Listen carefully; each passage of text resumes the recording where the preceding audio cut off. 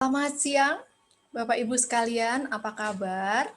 Semoga sehat semuanya dan kita akan memasuki sesi di mana kita akan belajar bersama tentang cairan tubuh kita. Bapak Ibu sekalian, saya sangat berharap Bapak Ibu memiliki pemahaman yang benar tentang cairan yang dibutuhkan di dalam tubuh kita.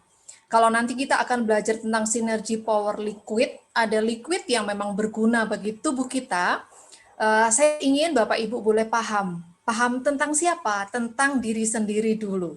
Karena ketika kita belajar tentang diri sendiri, maka kita juga bisa menolong orang lain. Jangan sampai kita memberikan saran tetapi kita tidak tahu saran yang seperti apa yang sebenarnya kita sampaikan kepada mereka. Tahu-tahu nanti ada sesuatu di dalam setelah mengkonsumsi sesuatu yang kita sarankan. Baik Bapak Ibu, saya akan mulai presentasi saya hari ini dan harap bagi teman-teman sekalian yang sudah biasa mengkonsumsi nutrisi ini, bukan saya menggurui kembali, tetapi kita belajar bersama-sama mengingat lagi apakah memang kita sudah memenuhi cairan yang kita perlukan. Bapak Ibu, ketika saya bertanya kepada Bapak Ibu sekalian, aktivitas Bapak Ibu sekarang seberapa aktif? Dulu ketika sebelum COVID, aktifnya seperti apa? Sekarang aktifnya seperti apa? Kalau Bapak Ibu atau Ibu sebagai ibu rumah tangga yang anaknya masih kecil-kecil, aktivitasnya bertambah atau sama saja? Kalau sudah sekolah, misalnya SD, SMP, SD ya, masih SD, pasti aktivitasnya bertambah. Kalau aktivitasnya bertambah, logikanya nutrisi harus bertambah. Masalahnya, input atau masukan makanan dan yang dikeluarkan seimbang atau tidak. Nah, itu yang perlu kita pikirkan. Karena seringkali sekarang saya melihat ada perkembangan gitu ya, perkembangan dalam tubuh seseorang, berkembang ke samping. Nah, itu yang tidak hanya orang tua Bapak Ibu, tapi anak-anak juga demikian. Ini adalah fenomena yang betul-betul terjadi. Apakah di antara Bapak Ibu ada yang seorang atlet? Tentunya berbeda. Aktivitasnya seorang atlet dengan ibu rumah tangga. Kalau ibu rumah tangga tuh nggak ada habisnya. Bangun tidur sampai mau tidur, betul nggak? Nah, ketika misalnya anak-anak masih sekolah, masih SD, harus mendampingi anak-anak, harus memasak, harus bersih-bersih, dan sebagainya. Ada banyak sekali pekerjaan yang rasanya tidak pernah habis setiap hari. Kemudian ada sebagian yang masih bekerja di kantor. Kalau di kantor duduk diam di depan laptop, itu juga berbeda kebutuhan cairannya ketika dibandingkan dengan atlet atau ibu rumah tangga. Nah, Bapak Ibu sekalian, nggak ngerti aku pakai Zoom ini. Baik, makasih ya admin. Jadi Bapak Ibu sekalian, saya akan mengajak Bapak Ibu sekalian untuk menghitung kebutuhan cairan tubuh Bapak Ibu dalam 24 jam. Mungkin ada yang sudah tahu rumusnya, tetapi saya akan coba membantu ya, sekali lagi membantu, dan silahkan ditulis di kolom chat. Ya, sekali lagi saya ingin mengajak Bapak Ibu aktif untuk boleh mengoreksi diri sendiri. Masing-masing tahu ya berat badannya. Kalau belum tahu ada timbangan di sekitarnya, timbang dulu. Kalau tidak ada, kira-kira saja selama pandemi 3 bulan yang lalu sampai sekarang naik atau tidak. Itu kan biasanya kalau tubuh kita kan rata-rata segitu ya, kecuali menaik drastis. Ya, kalau Bapak Ibu sekalian atlet, seorang atlet itu biasanya sudah terukur gitu ya. Tetapi ada alat bantu rumus yang menolong kita untuk menghitung kebutuhan cairan kita selama 24 jam. Kalau Bapak Ibu seorang atlet, maka berat badan dikalikan 0,05. Hasilnya berapa? Nah, nanti di kolom chat ditulis saja berat badannya berapa, dikalikan 0,0. Tapi kalau misalnya pekerjaannya itu adalah pekerjaan rata-rata, bukan atlet, terus enggak nganggur juga gitu ya, tapi tetap bekerja, itu dikalikan 0,04. Tapi ada juga yang sudah tua, misalnya bukan tidak pernah beraktivitasnya kecil gitu ya. Ini juga bisa membantu kita kalau orang tua kita kebutuhan cairannya berapa, bisa dikalikan 0,03 berat badannya. Karena memang kebutuhan cairan tidak begitu banyak, karena aktivitasnya juga tidak begitu banyak. Nah, kebutuhan cairan ini selama 24 jam ketika tidak melakukan apa-apa. Nah, kalau kita melakukan apa-apa, maka menjadi dinaikkan lagi gitu ya. Baik, boleh dimulai Bapak Ibu sekalian. Silahkan ditulis di kolom chat berat badan, misalnya saya berat badannya 50. Saya melakukan aktivitas seperti biasa, jalan pagi seminggu 3 kali, makan, bekerja, kadang di tempat duduk, kadang juga jalan-jalan gitu ya, entah itu melihat tanaman atau ya beraktivitas tidak begitu berat seperti seorang atlet, maka saya akan mengalihkan berat badan saya dikalikan 0,04. Silakan Bapak Ibu dimulai. Saya akan tunggu selama 3 menit. Ya, saya akan melihat apakah Bapak Ibu mau menghitung kebutuhan cairan selama 24 jam. Saya akan ulang lagi.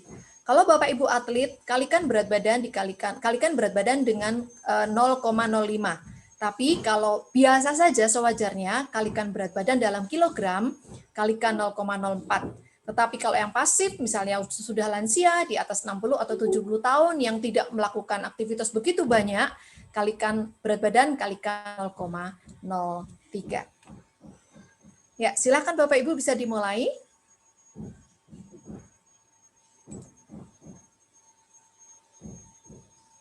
Oke. Bu Aya, 53 dikalikan 0,04 berarti kebutuhan Ibu selama 24 jam 2,12 liter ketika tidak melakukan apa-apa. Tapi ketika kita sibuk maka ditambah. Thank you Bu Aya. Dilanjutkan, siapa yang akan menuliskan? Saya akan bacakan. Nah, pembagian minumnya itu sangat bervariasi ya Bapak Ibu. Bu Niken, 2 kali 32 berat badannya berapa ini? Dituliskan berat badannya ya Bapak Ibu ya. Berat badan kalikan 0,04. Terima kasih kembali Bu Aya. Jadi ini untuk koreksi. Oh ya Bu Niken, thank you. 58 kali 0,04. Jadi kebutuhannya 2,32 liter. Adalah kebutuhan cairan. Nanti Bapak Ibu akan mengerti maksud saya, mengapa saya minta Bapak Ibu menghitung. Mbak Fitri, 62 kali 0,04 sama dengan 2 liter 2,48 liter. Oke. Bu Roswida, 60 kali 0,04 2,4 liter. Good. Nah, kita bisa koreksi ya. Sampai siang ini Bapak Ibu sudah minum berapa liter? Saya juga koreksi sama-sama ini. Ya. Oke. Ada lagi? Nah, cara minumnya ada yang beragam, Bapak Ibu ya. Ini ada Mbak Angel, berat badannya 44 kali 0,04, kebutuhannya 1,7. Wah, Bu Roswida sudah minum 1,5 liter ya, berarti kurang berapa nih Bu? Kurang 1 liter ya, baik-baik. Hati-hati Bapak Ibu, minum kemarin itu saya juga bingung nih, ada orang katanya minumnya 8 liter, nggak mungkin lah ya, dan itu berbahaya juga kalau minum terlalu banyak. Ya, jadi kita punya 1,1 liter. Oke. Kita punya ancer-ancer, punya patokan yang menolong kita untuk boleh memelihara tubuh kita. Bu Susi, 58 kali 0,04 2,32 aktivitas rata-rata, minum sampai siang hari ini baru sekitar 1 liter. Ayo kejar. Kalau bisa jangan diborong ya. Jangan diborong, semua diminum sore. Ini yang punya kebiasaan minum sampai tengah hari ini sudah separohnya sangat baik. Karena berharap sore minum tidak terlalu banyak supaya kita bisa istirahat. Tetap tubuh kita membutuhkan cairan. Nah, seringkali orang itu alasannya malas minum. Kenapa mesti malas? Karena sebenarnya tubuh kita itu sangat memerlukan cairan. Nanti kita akan lihat sama-sama. Baik, masih ada lagi, saya tunggu. Oke, kalau sudah tidak ada lagi, saya akan lanjutkan. Kalau tadi yang sudah itu mungkin ada yang kesulitan masuk, gitu ya, ada yang kesulitan masuk di Zoom, ada yang di Facebook atau di YouTube, silakan sambil dikoreksi. Pak Rama, berat badan 63, kalikan 0,04, 2,5 itu kegiatan kerja di depan komputer saja. Nah, ini yang duduk diam seperti kebanyakan orang-orang di kantor, jangan lupa setiap 2 jam mesti jalan-jalan. Iya, terima kasih kembali.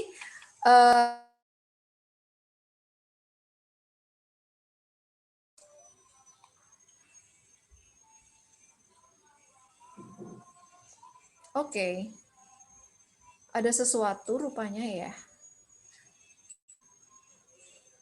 Baik. Baik, terima kasih untuk teman-teman yang sudah mengirimkan perhitungannya. Pak Haji Nasrullah itu 0,05 kali 80, 4 liter. Jam segini sudah minum 2 liter. Oke, berat badan, tinggi badannya berapa nih? Ya. Kemudian Bu Rini 43 kali 0,04, 1,7 liter ya Bu ya, bukan kilo ya hitungannya ya. Jadi hitungannya adalah per 1 kilo itu membutuhkan 0,04 liter. Ya, jadi apa namanya, satuannya adalah liter. Minum 2 gelas, kalau 2 gelas berarti berapa? 400 cc. Mesti kejar ya Bu ya. Oke, habis ini tumblernya dipenuhin, kemudian penuhi cairan tubuh Anda. Saya akan lanjutkan presentasi saya Bapak Ibu. Baik, jadi ketika Bapak Ibu sudah tahu aktivitasnya, kemudian kebutuhan air selama 24 jam, maka itu bisa menolong kita untuk memenuhi cairan. Mengapa mesti pakai hitung-hitungan gitu ya? Udahlah minum sembarangan saja gitu. Nah, ketika saya memberikan masukan kepada orang yang sakit, yang saya selalu perhatikan adalah seberapa banyak cairan yang dikonsumsi. Karena orang yang kekurangan cairan, Bapak Ibu, ternyata sangat dekat dengan berbagai penyakit. Orang yang sakit mah itu adalah karena dehidrasi kronis. Orang yang sakit hipertensi salah satu faktornya adalah juga karena dehidrasi kronis. Orang yang kena sakit jantung menaun karena memang tidak biasa mengkonsumsi air yang sesuai dengan kebutuhannya. Orang yang sakit ginjal apalagi. Jadi, kebutuhan cairan itu menjadi kebutuhan yang sangat vital di dalam kehidupan kita. Jadi jangan salahkan kalau akhirnya kita malas minum, padahal udah diingetin, ayo minum, ayo minum. Itu menjadi peringatan yang membosankan kalau kita tidak tahu alasannya. Nah, saya mengajak Bapak Ibu saat hari ini, presentasi ini, boleh sadar bahwa cairan itu sangat penting.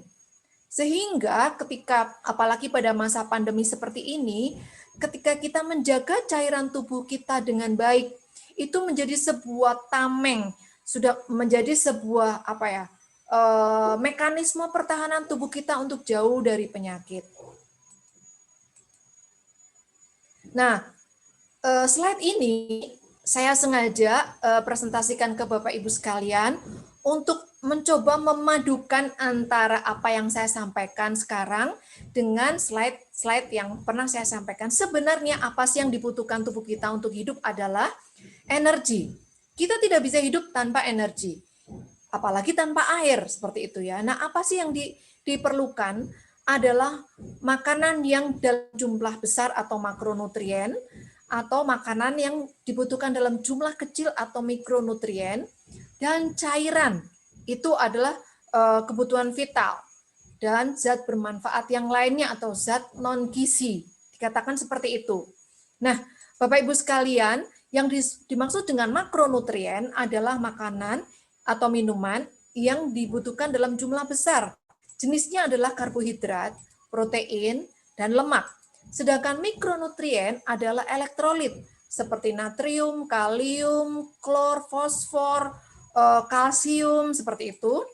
Kemudian cairan itu adalah air. Bahkan air itu adalah merupakan volume terbesar yang kita butuhkan. Dan setiap yang bermanfaat lain atau yang non-gizi adalah contohnya antiinflamasi, antioksidan, probiotik, dan bahan-bahan yang lainnya masih banyak sekali. Di dalam nutrisi yang kita konsumsi banyak sekali zat-zat non-gizi yang sangat bermanfaat untuk tubuh kita. Bapak, Ibu, dan teman-teman sekalian, ternyata semuanya makronutrien, mikronutrien, zat bermanfaat tidak akan ada gunanya kalau tidak ada air. Ibarat sungai, ketika airnya hilang, di situ ikan-ikan menggelepar-gelepar. Kalau perahu yang harusnya berangkat dari kota satu ke kota yang lain, membutuhkan air sebagai pengantar, nggak bisa. Kalau misalnya kota A sebagai produsen, kota B sebagai konsumen, maka konsumennya tidak mungkin akan mendapatkan bahan makanan dari kota A. Demikian tubuh kita. Konsumen dari cairan tubuh kita adalah organ-organ tubuh kita seperti jantung, ginjal, otak. Ya, itu adalah konsumen air kita.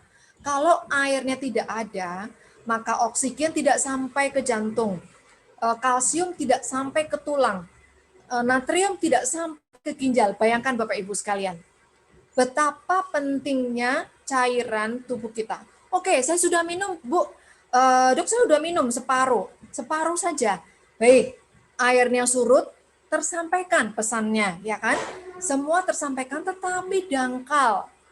Seberapa bertahan cairan itu ada, dan tentunya cairan yang banyak atau cukup dan sedikit berbeda kualitasnya, sehingga tanpa sadar ternyata penyakit-penyakit degeneratif yang diderita oleh kita nantinya hanya kekurangan cairan. Nah, berharap kita boleh menyiapkan hidup kita 5 tahunnya, 3 tahun ataupun 5 tahun yang akan datang tetap prima, tetap berkualitas dengan mencukupi kebutuhan cairan.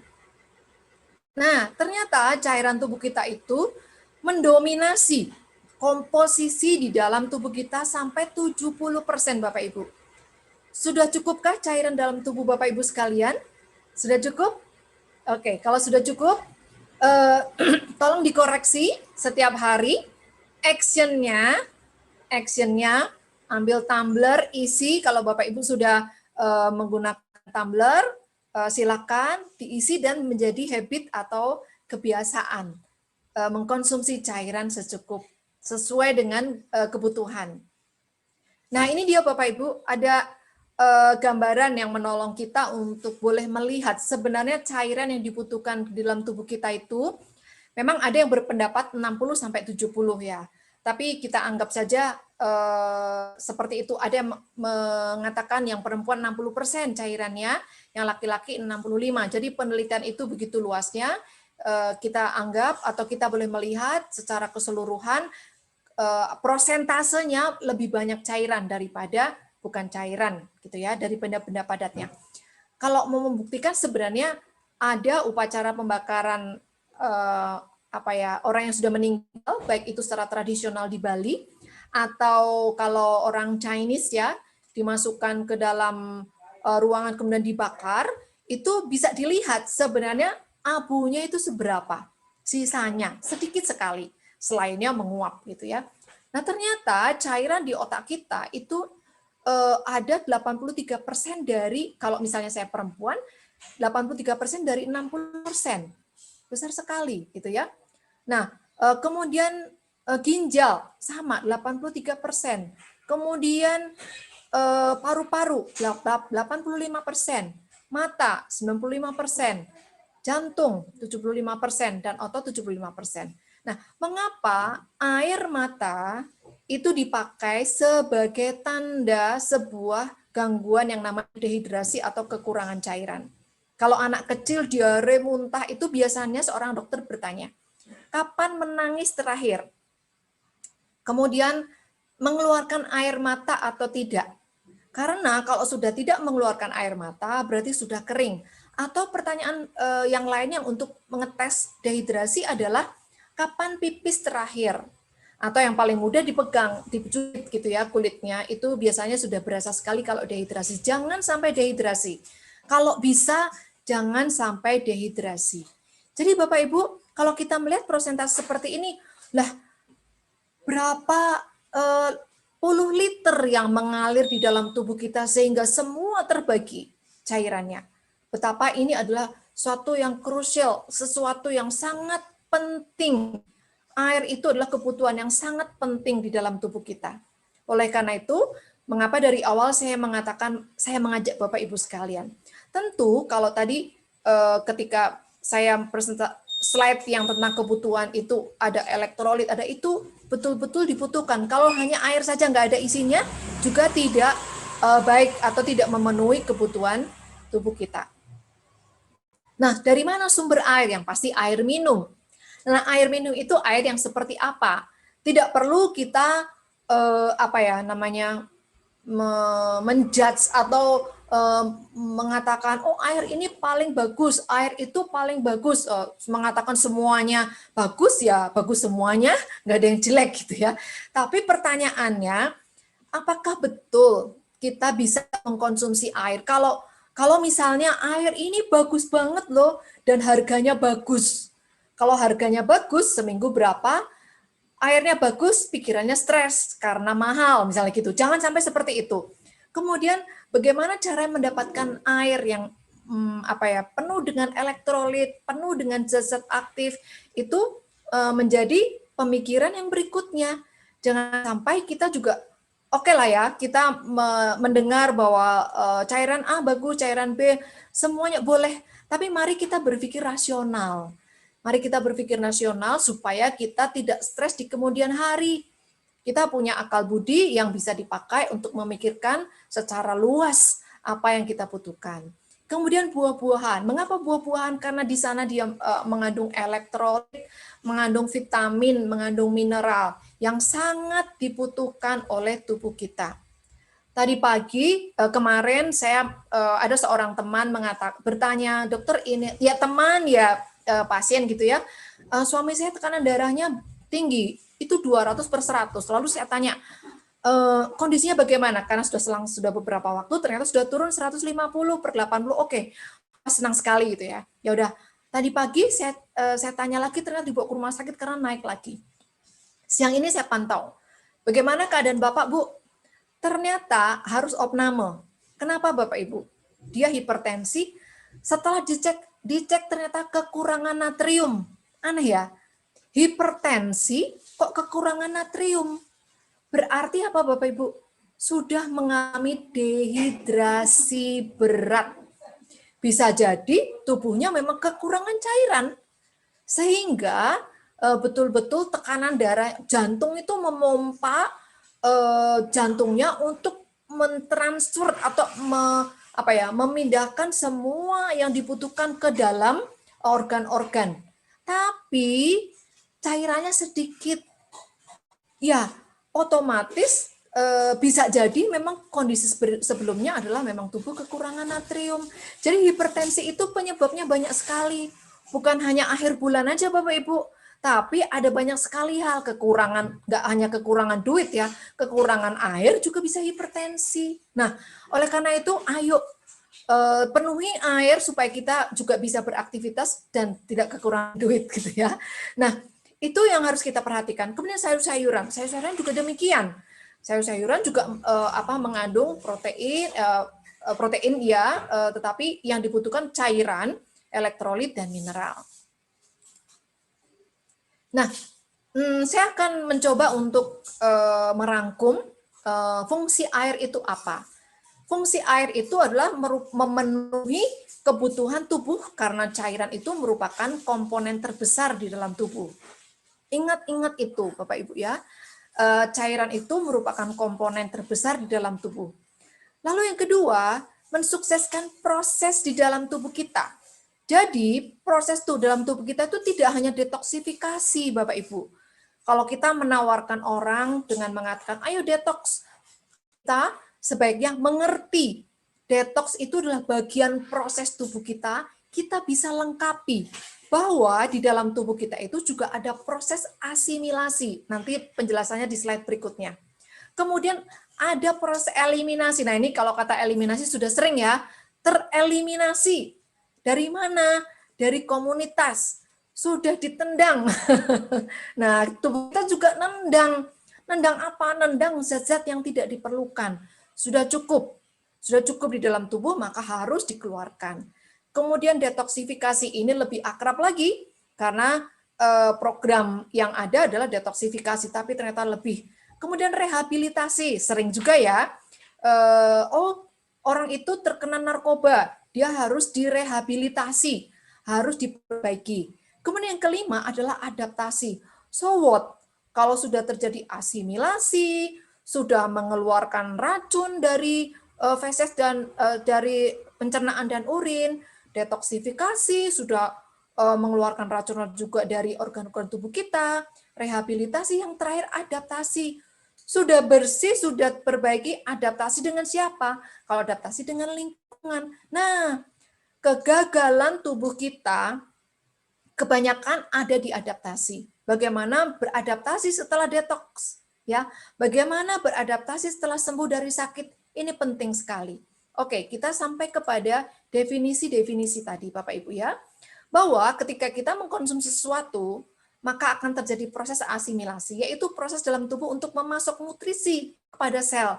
Asimilasi tidak terjadi hanya di pencernaan. Proses pertama di dalam tubuh adalah penyerapan vitamin, mineral, dan bahan kimia lainnya dari makanan selama di saluran pencernaan. Jadi itu proses pertama. Selainnya, di proses-proses berikutnya terjadi asimilasi-asimilasi.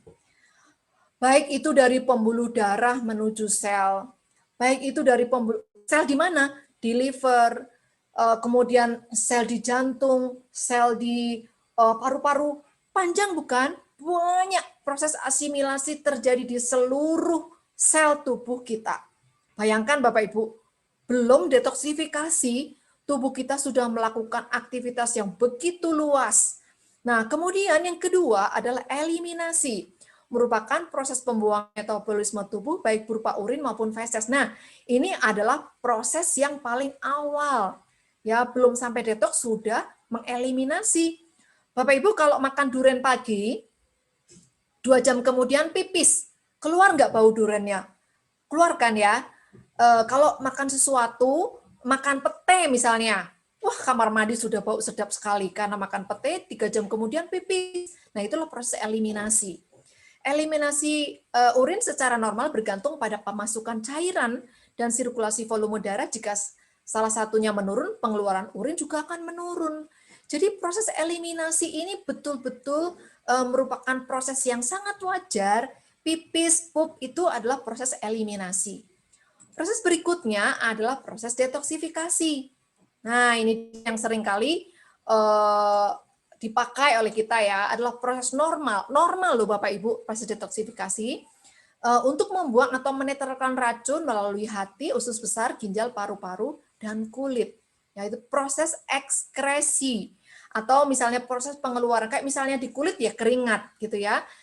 Ginjal tadi proses eliminasi juga, paru-paru mengeluarkan CO2, ya usus besar mengeluarkan feses. Hati atau liver merupakan organ terpenting yang berfungsi menetralisir racun yang ada dalam tubuh. Tanpa fungsi hati yang baik, zat-zat racun dalam tubuh akan menumpuk di dalam darah dan menyebabkan kerusakan pada otak dan bagian tubuh lainnya. Bahkan pada keadaan kerusakan hati yang berat, racun menjadi tidak dapat dikeluarkan sehingga dapat menyebabkan kematian. Sebenarnya tidak hanya di dalam darah, racun-racun itu bersembunyi di sendi, bersembunyi di otak sehingga menyebabkan gangguan mental, gangguan jiwa, itu terjadi. Salah satunya karena penumpukan racun. Nah, kemudian proses berikutnya adalah rehabilitasi, adalah merupakan kemampuan tubuh untuk mengembalikan fungsi sel. Sudah diasimilasi, sudah dieliminasi, sudah didetoksifikasi, maka berikutnya adalah proses rehabilitasi. Ya, rehabilitasi ini tidak terjadi di asrama narkoba saja, tetapi di tubuh kita sudah terjadi duluan, ya. Fungsi sel, jaringan, organ, dan tubuh secara keseluruhan, Bapak Ibu. Nah, kemudian proses adaptasi, adaptasi adalah proses yang terakhir, yang menentukan proses dari keseimbangan di dalam tubuh kita.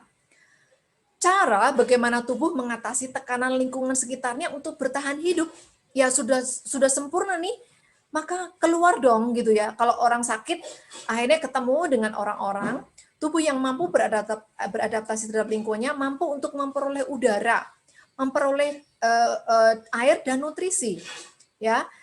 Kemudian mengatasi kondisi fisik lingkungan seperti temperatur, cahaya, dan panas. Nah, proses adaptasi adalah proses yang sangat penting menuju ke sebuah keseimbangan yang optimal.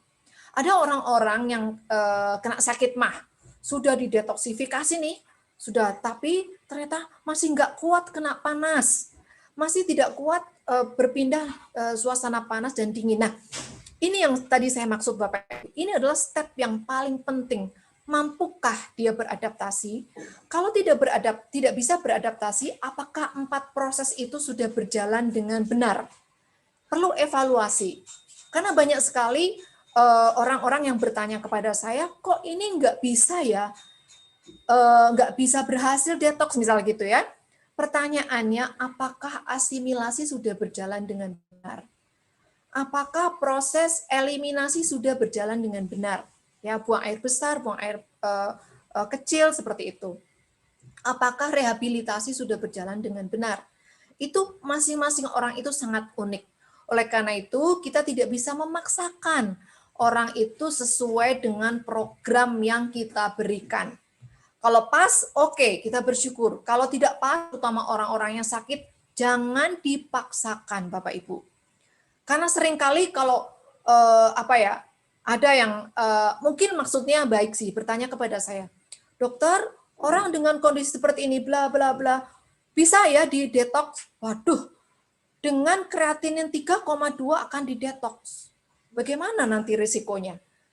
Bapak Ibu siap menanggung dengan risiko yang mungkin terjadi? Tentu tidak. Maka kita berikan step by step. Tidak gampang Bapak Ibu kalau Bapak Ibu mau menolong orang lain. Karena Bapak Ibu harus berkorban dulu. Berkorban bagaimana? Dengan mencari informasi sebanyak-banyaknya. Bisa dianalisa sendiri, silahkan. Tidak bisa dianalisa, Sinergi sudah membuka diri melalui saya bisa memberikan konsultasi kepada Bapak Ibu sekalian. Nah, sekarang saya akan mengajak Bapak Ibu untuk mengingat lagi racun-racun yang ada di sekitar kita atau berasal dari tubuh kita. Ini hanya sedikit saja saya paparkan. Jadi racun yang berasal dari luar tubuh kita adalah makanan dengan 5P sintetis. Masih ingat ya Bapak Ibu ya? 5P sintetis itu adalah makanan minuman yang mengandung pewarna sintetis, penyedap rasa sintetis, pemanis, kemudian pengawet dan pangan dengan pestisida. Pangan tidak hanya sayur mayur, tetapi cairan juga, daging juga karena hewan-hewan sudah dimanipulasi dengan bahan-bahan kimia. Kemudian obat-obatan itu juga bisa menjadi racun tubuh kita. Kemudian polusi udara, zat kimia yang berasal dari asap rokok dan asap-asap yang lainnya, dan sebagainya masih banyak lagi. Kemudian dari dalam tubuh kita, itu amoniak. Amoniak itu normalnya harus dikeluarkan. Jadi proses eliminasi melalui ginjal itu sangat penting. Kalau tertumpuk karena nggak bisa pipis, ada batu ginjal, ada prostat, ada kanker, itu bakalan meracuni tubuh kita sendiri. Kemudian asam laktat. Asam laktat itu sampah. Tapi itu penting kita mengeluarkan sampah. Itu adalah tanda yang dipakai oleh tubuh kita untuk memberikan warning gitu ya. Misalnya yang nggak pernah olahraga, tiba-tiba olahraga boxing, habis itu sakit semua badannya. Itu solusinya apa? Ya boxing lagi supaya larut asam laktatnya. Kemudian beberapa hormon yang kadarnya terlalu tinggi. Misalnya orang dengan hormon estrogen yang terlalu tinggi, itu akan menjadi racun. Karena bisa menyebabkan tumor, bisa menyebabkan perdarahan, dan sebagainya. Nah, tibalah Sinergi mempersembahkan Power Liquid, Bapak Ibu sekalian. Informasi tentang klorofil dan ProRG saya sudah sampaikan di sesi-sesi berikutnya. Mari kita mengingat kembali, saya mengatakan tadi bahwa cairan yang seperti apa yang kita konsumsi. Jangan lagi kita mengkonsumsi klorofil 1 botol tanpa minum air. Tubuh kita akan teriak-teriak, Bapak Ibu. Karena ternyata tanpa cairan yang cukup kita mengkonsumsi ekstrak klorofil sembarangan. Tidak. Jadi ekstrak klorofil mesti diencerkan. Demikian juga ProArgi. ProArgi kita tahu mengandung arginin yang ketika kita konsumsi akan merangsang terbentuknya nitrit oxide yang akan melenturkan pembuluh darah. Dan itu diperlukan tubuh kita karena di sana mengandung elektrolit. Demikian klorofil. Apakah dengan minum cairan itu juga betul-betul nih akan kadang-kadang minum klorofil supaya kita segar. Betul nih klorofil membuat segar. Bapak Ibu, klorofil itu tidak hanya klorofil yang kita minumkan, tapi ada airnya. Yang tadi saya ngoceh di depan tadi tentang cairan adalah cairan yang membawa zat-zat yang ada di dalam nutrisi yang kita konsumsi sampai kepada organ target. Nah, demikian presentasi dari saya, sepertinya ini slide yang terakhir. Ada pesan ya, jangan tunggu haus untuk minum air. Tadi Bu Roswida, thank you. Mudah-mudahan bisa memberikan inspirasi buat saya dan teman-teman sekalian bahwa sampai siang ini sudah memenuhi lebih dari cairan yang dibutuhkan tubuh kita. Oke, mari kita komitmen Bapak Ibu dengan mencampur air kita dengan power liquid, tubuh kita menjadi lebih segar, tubuh kita bisa menjadi lebih nyaman. Dan saya tambahkan nih, sebenarnya ada cairan lagi yang sebenarnya kita bisa tambah nyenyak tidur, kecuali 2 cairan itu adalah noni, gitu ya. Noni adalah cairan yang membuat kita nyenyak tidur karena merangsang terbentuknya serotonin atau hormon yang diproduksi di saluran cerna untuk kita bisa lelap tidur dan kita menjadi lebih enjoy. Oke, Bapak Ibu sekalian, demikian presentasi dari saya. Silakan kalau ada yang bertanya, saya akan melihat di kolom chat.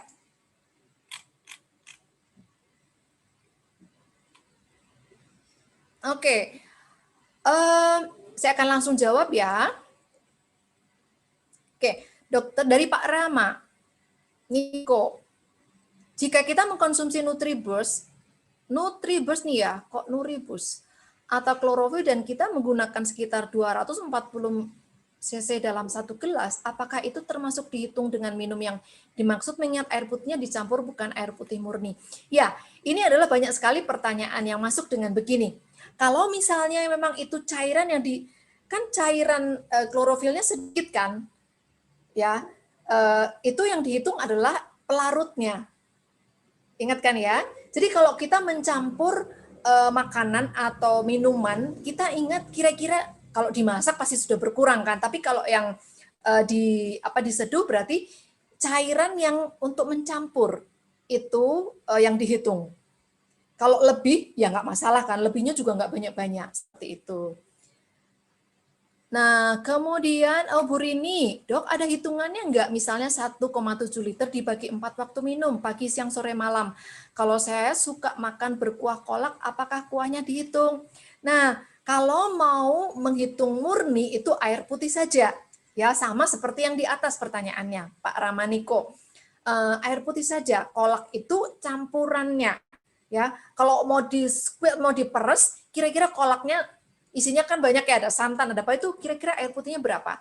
Lebih nggak apa-apa Bapak Ibu ya, karena perhitungan tadi adalah cairan minimal. Ya ingat-ingat ya, tadi dihitung adalah cairan minimal yang dibutuhkan ketika kita tidak melakukan apa-apa. Padahal nggak mungkin kan kita tidak melakukan apa-apa, lawang tidur aja kita juga membutuhkan cairan. Nah kalau misalnya Bu Rini mau membagi menjadi 4 waktu minum, silakan. Tergantung dengan aktivitas ya. Karena ada juga yang misalnya tadi pagi banyak minum misalnya 600 cc, it's okay karena tubuh kita itu memiliki ritme yang berbeda-beda. Silakan Bu Rini, silakan dicoba-coba sesuai dengan budaya tubuh kita sendiri ya. Kenali tubuh kita sendiri. Siang dokter, apakah benar mengkonsumsi air alkali baik untuk kesehatan? Kalau iya, apakah ada batasan jumlah konsumsinya? Oh ya, berbicara air alkali, sebenarnya tubuh kita itu sudah membuat air alkali kalau kita minum apa saja. Air alkali adalah sebuah kreativitas yang dilakukan oleh manusia untuk mengeliminasi racun-racun yang ada di kemungkinan racun yang ada di air kebanyakan. Tetapi Bapak Ibu, pankreas kita itu mengeluarkan enzim HCO3 yang membuat semua cairan yang masuk di dalam lambung, kan ada asam lambung kan ya. Semua makanan kita, minuman yang masuk ke dalam lambung itu akan dinetralisir oleh enzim yang membuat basa. Ya. Jadi kalau misalnya seperti air itu memang tidak terlalu lama di dalam lambung karena tidak lama sekali karena memang hanya tidak berupa massa seperti itu ya. Kalau air itu turun gitu dan air alkali dikonsumsi tidak masalah dan itu baik. Tetapi apakah kalau misalnya nggak minum air alkali terus kita terus tidak sehat? Nggak juga ya. Karena kalau misalnya tubuh kita itu punya mekanisme. Memang Bapak Ibu ada daerah-daerah yang asam. Misalnya yang dikenal oleh di Indonesia itu saudara-saudara kita di Gunung Kidul itu rata-rata mereka itu mengkonsumsi air kapur dan di sana banyak sekali kasus batu ginjal. Nah itu bisa dirunut. Tetapi kalau Bapak Ibu hidup di daerah yang memang sudah cukup atau airnya atau kita membeli air mineral itu sudah cukup. Sebenarnya tidak serta-merta kita mesti mengkonsumsi air alkali. Betul, air alkali itu bagus, tapi bukan berarti kita memaksakan diri, ya. Sama sebenarnya air alkali itu memenuhi kebutuhan tubuh kita sendiri. Silakan dihitung kalau misalnya memang itu dibutuhkan sesuai dengan kebutuhan tubuh kita, karena saya tidak mengerti air alkali yang dimaksud dan saya tidak menguasai berapa batasan jumlah konsumsinya. Kalau Bapak Ibu kepengen tahu, silahkan tanyakan kepada orang yang menawarkan. Bu Edo atau Pak Edo, berat badan saya 4,5 kg, berapa kebutuhan air ya dok? Silahkan dihitung ya. Silakan dihitung pakai kalkulator di HP 45 kali 0,04. Kemudian terima kasih kembali Bu Roslida, semoga terus belajar ya dan diterapkan ilmunya. Pak Haji Nasrullah, apakah kelebihan minum air bisa berpengaruh darah bisa terlalu encer? Tidak. Keenceran darah itu maksudnya begini. Jadi kalau misalnya tubuh kita itu kebanyakan air, maka akan dikeluarkan airnya. Begitu seimbang. Tetapi yang pertama, kalau misalnya kita kebanyakan air, yang berat adalah ginjal. Yang kedua adalah paru-paru. Yang dimaksud dengan darah terlalu encer itu, kalau misalnya di dalam kelihatan terlalu volume, bisa Pak, bisa seperti itu. Tetapi kalau misalnya itu pengaruhnya adalah pengaruh ke fisik ya, bukan dari zat-zat yang mengatur atau darah. Kan ada banyak sekali unsur-unsur yang mempengaruhi darah itu menjadi encer atau tidak gitu. Ada zat-zat yang bersifat menggumpalkan.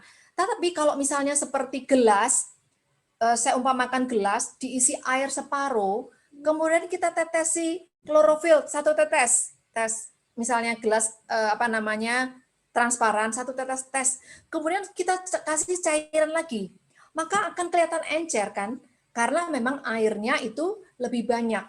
Tetapi tidak hanya itu, karena yang berbahaya adalah di ginjal dan di paru-paru malahan. Oleh karena itu sebenarnya ketika kita mengonsumsi air itu adalah pas saja, pas gitu ya, tidak berlebihan, tidak kekurangan. Oke, mudah-mudahan bisa diterima ya Pak Nasrullah, karena ketika bercerita tentang darahnya encer itu konotasinya banyak sekali. Tapi saya akan membatasi, mungkin maksudnya Bapak pengenceran adalah darah dalam arti volume, ya. Kemudian dari Bu Lita, Dok, Dok, bagaimana jika kebutuhan 2,4 liter tapi yang masuk 3 liter atau kelebihan? Nah, ini pertanyaan yang sangat bagus karena ini terkait dengan kebiasaan, ya. Ada orang-orang yang kebiasaannya itu minum banyak, itu ginjalnya cukup sudah terbiasa, itu enggak masalah. Tapi jangan tiba-tiba berubah. Copy paste, orang itu biasa minum 4 liter kok sehat ya? Lah dia sudah minum 4 liter selama 3 tahun, atau sudah sejak kecil dia minum air 4 liter aman-aman saja. Kalau saya ikut-ikutan tiba-tiba saya dibawa ke rumah sakit bisa, karena gagal ginjal bisa, seperti itu. Jadi silakan Bu, tadi siapa ya, sorry. Bu Lita, kalau memang sudah terbiasa nggak apa-apa. Yang penting kita tahu kita tidak copy paste. Ya, tidak ikut-ikutan. Bu, Kasih Jati, betul Bu, kulit kering, apakah betul sekali kulit kering karena kekurangan air? Itu saya. Itu yang terjadi pada saya. Jadi kalau saya bertemu dengan orang dan saya merasa kok kulit, langsung ada seorang ibu teman saya, beliau seorang Chinese dan beliau senang sekali dengan tanaman-tanaman. Jadi ada kesenangan yang sama. Dia kalau ketemu saya mengatakan, kamu itu kulitnya bagus, cuman kurang satu, kurang air, seperti itu. Lalu saya koreksi terus, betul gitu. Setelah saya menemukan rumus 0,04, saya berusaha untuk memenuhi kebutuhan cairan di dalam tubuh saya dan saya merasa lebih enakan. Betul sekali Bu. Oke, kemudian dari Bu Hartati, saya kalau lagi kambuh perut kembung sering minum liquid klorid tanpa air, berarti salah ya? Oh, tidak salah Bu, tidak salah. Kalau memang itu baik gitu ya. Tentu Ibu tidak minum 1 botol dong gitu ya. Itu pasti paling minum 1 sendok teh kan. Tolong jangan, ini bukan masalah betul salah, ini adalah aturan main, dan ada hal-hal yang memang di luar dari aturan main karena mungkin itu cocok gitu ya. Tadi yang saya contohkan itu kan 1 botol tidak diencerkan gitu kan, tapi kalau misalnya untuk perut kembung dan cocok memakai liquid klorofil yang mungkin 1 sendok teh, silakan lanjutkan. Bu Dea, selamat siang dokter, saya sering minum air kelapa, kadang ada sekitar 500 cc, selebihnya air mineral dingin, air klorofil, dan air mineral hangat, ditambah teh dan kopi, apakah termasuk hitungan juga dok? Waduh, ini keren nih. Minum air kelapa juga elektrolit, klorofil juga elektrolit, gitu ya.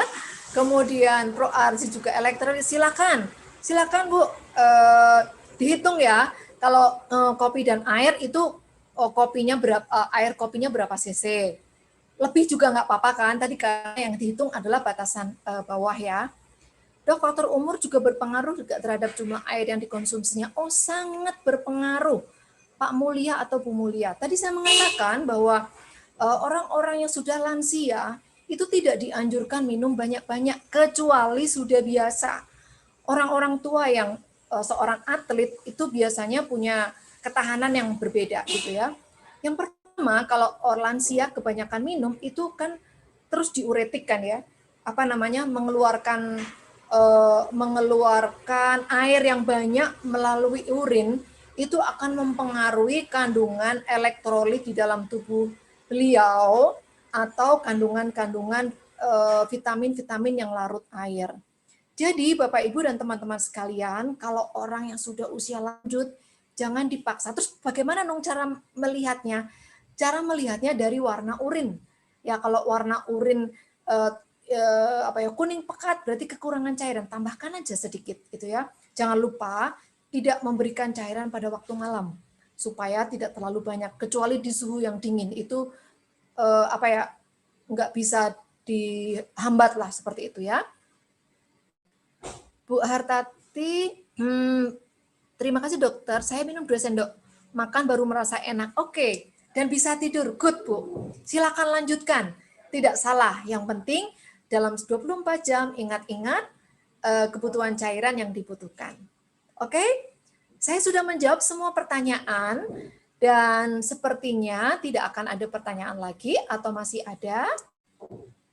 Ya, sudah mendekati jam 2 dan terima kasih Bapak Ibu sekalian sudah mengikuti presentasi pada siang hari ini.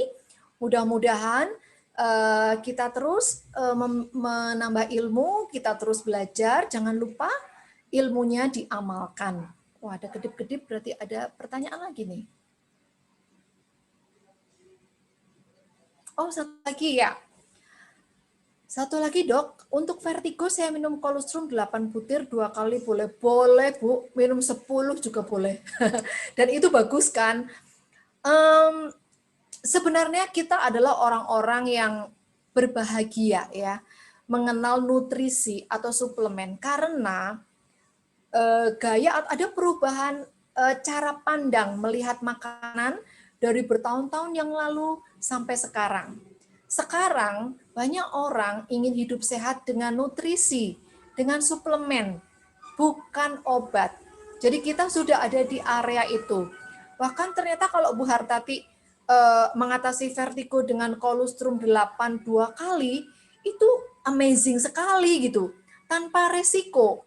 Kalau tadi salah satu racun yang dari luar yang masuk ke dalam tubuh itu adalah obat-obatan, bukan berarti saya melarang Bapak Ibu minum obat ketika diperlukan. Atau kita tetap memerlukan pertolongan medis Bapak Ibu ya.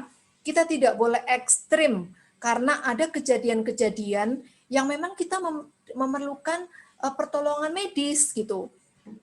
Tadi pagi saya mendapatkan berita, teman saya kena COVID dan ibu bapaknya kena, anaknya yang umur 6 tahun juga kena.